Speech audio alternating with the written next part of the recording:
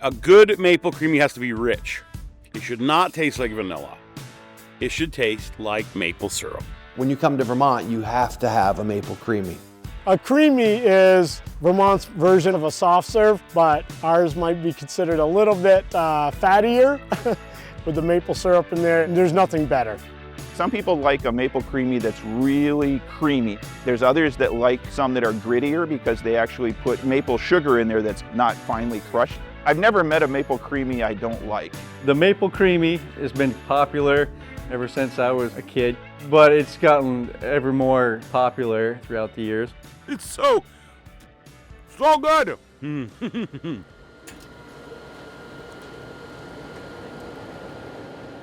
is like a Saturday treat for me. I'm dieting, but on Saturdays I eat whatever I want, and this is usually the first thing I want on. So yeah, Siloé Maple here in rural Vermont is just a wonderful place, family owned and operated, and you can come in and watch them do the whole process. We've had our maple creamy business about 4 years now. Sometimes it tickles us. People come here looking for an ice cream and they think that's what we do. And it's just a little piece of the pie, but it's wonderful to us. It's brought many people here. They come in to get the ice cream and take home a pound of candy or a quart of syrup. I grew up right here on our family dairy farm. I set out on purpose to marry a farmer because I wanted to have a family and our own dairy farm. Mission accomplished. Found the farmer, married him. Unfortunately, we ended up selling our cows, and even worse, my husband ended up dying quite young. So I had 6 fairly young children to raise. But I don't know if there's any more rewarding experience for a parent than to see their children grow up and be productive, hardworking, wonderful people. And I get to be around that every day. My brother and I in particular always loved to be around the sugar house with my dad. So he would give us age-appropriate jobs, whether it was sweeping the floor, shining the side of the evaporator, moving wood. And then as you got taller and older, you were given more and more responsibilities. And so by the time I was 14, I was able to boil on our evaporator alone, making maple syrup ever since.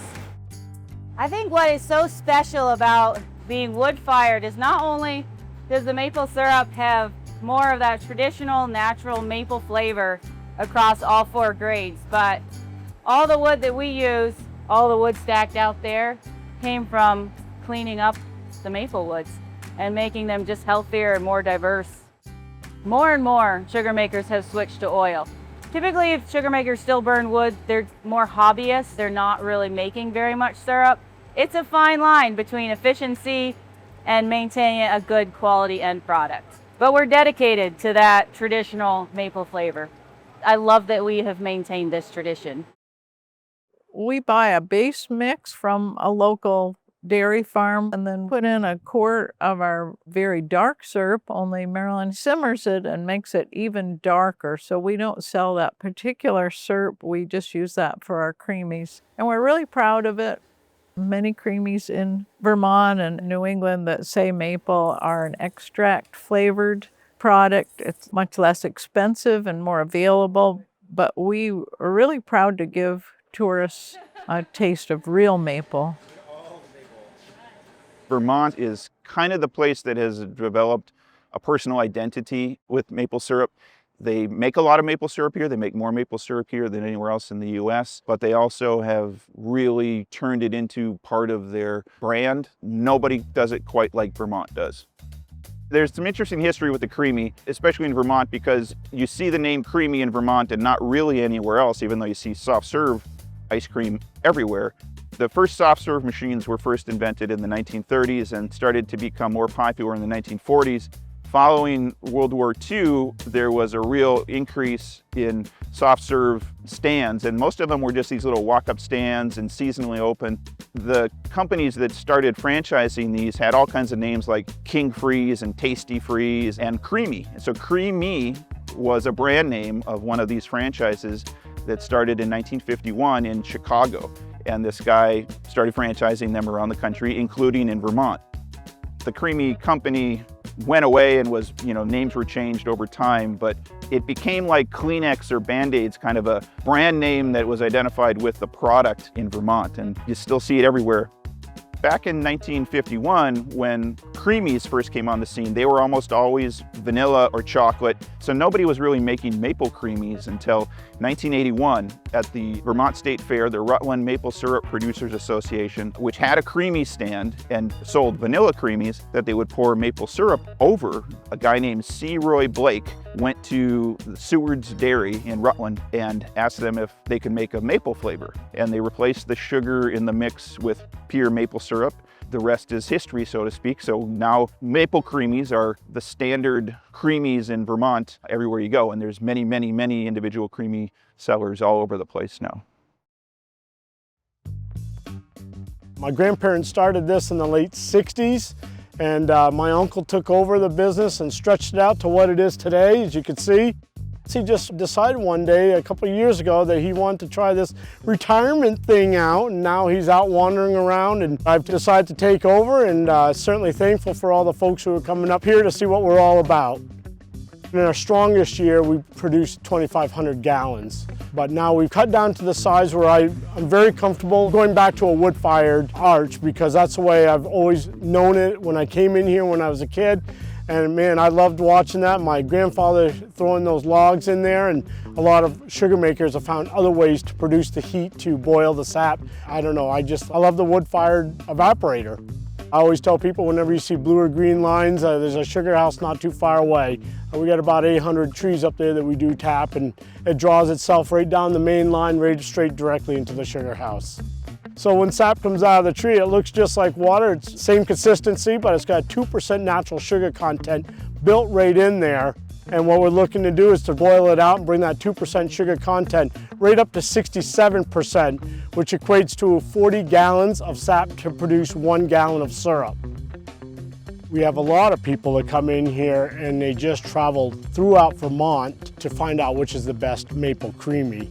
We have been voted pretty consistently as the best maple Creamie, and we've definitely gotten a lot of positive feedbacks about them. We'll take the vanilla mix and then pour in our maple syrup right in there, the dark or the very dark. I never ever thought I'd end up here, but I could not be happier. It's syrup, it's a happy product. People are very happy to come in here. They're very interested. They want to ask a lot of questions, and hopefully we can provide that for them and give them some samples and let them choose whatever grade is best for their taste buds. We built this sugar house in 2017. We started from all the trees that were on the property here. My uncle, who was a big influence on me, was a sugar maker, and as time grew on, it was just sugar in season. It was just something you did every year as a family, and then all of us boys kind of decided to do it in our own capacity, but we're pretty much all still making syrup. We had one season that I made nothing but dark syrup. Everybody in the valley here was kind of in the same boat, and I figured, well, I won't be able to even give the syrup away, so what will we do with it? So I decided we were gonna try putting it in ice cream. So we bought our first ice cream machine, and then we've been busy selling ice cream for at least 6 years now. The maple Creamie itself, I did a lot of research to figure out, because I want to make a really good product, because I really like them. It's hard to have a bad maple Creamie, but it's nice when you get a really good, flavorful ice cream out of it. We got our milk with the right fat content that we need to make the machine happy, and then we simply add our very darkest maple syrup to it, thoroughly mix it, and then add it to the machine, and it's a good match. Everybody that we talk to, they love it, and keeps them coming back for more. Our sugar house is just as plain and easy, low tech as they come. We're wood fired. We don't have anything that enhances our boil or makes it easier. It's just raw sap coming in until it's syrup going out. It's pretty low tech, but there's still a little bit of science, and we have to know a little bit about what we're doing, I guess, to make it happen. We can't make thousands of gallons, but we make a few hundred, and it keeps us happy and healthy and moving throughout the seasons. My wife's mom and dad started this business originally. and we bought it in 1985. In fact, when we were signing the papers, we signed them in the sugar house, and they probably have still got syrup on them. We've made a living at it. At times it was a struggle. There's not too many people in the state at the time that were actually making a living full-time by sugaring, and we struggled for the first few years, but we've got it figured out now. I guess we've probably been doing maple creamies now probably 15 years or more. And I'm telling you right now, it's addictive. In the summertime, there's a line out the door all the time. And I'll tell you, people have a hard time driving by without stopping and having one. I know ours is different for the simple fact is we use absolutely pure maple syrup in it. We use a very, very dark, strong maple syrup. And of course that overpowers the vanilla part of the ice cream. And we mix it up ahead of time so that it kind of absorbs that flavor. And we've had several people in here that have toured the state and had them everywhere all over the place, and they tell us ours are the best. So I'm not going to argue with them. I think sugaring's like getting bit by the bug. Once you get it, it stays with you. Once you start, it's not something that you can easily give up. In fact, a lot of people start out with 50 taps in the backyard, and it just keeps growing. There's no place to stop.